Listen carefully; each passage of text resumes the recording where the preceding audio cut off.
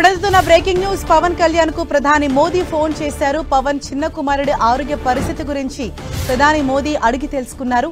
Mark Shankar త్వరగా కోలుకోవాలని ప్రధాని ఆకాంక్షించారు. అలాగే పవన్ కు ధైర్యం చెప్పారు మోదీ.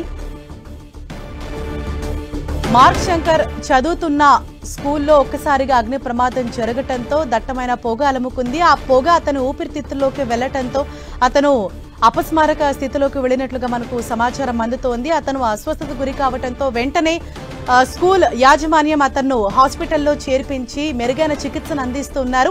అయితే విషయం పవన్ కళ్యాణ్ కు తెలియటంతో వెంటనే ఆయన హైదరాబాద్ కు చేరుకున్నారు.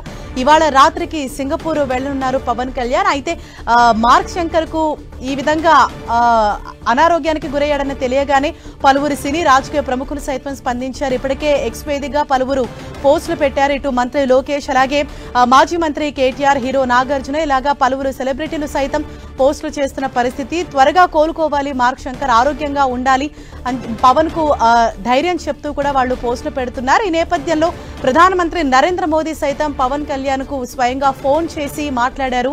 మార్క్ శంకర్ ఆరోగ్య పరిస్థితి గురించి ఆయన వివరాలు అడిగి తెలుసుకున్నారు. పవన్ కళ్యాణ్ కు కొద్దిసేపటి క్రితమే ప్రధానమంత్రి నరేంద్ర మోదీ ఫోన్ చేశారు.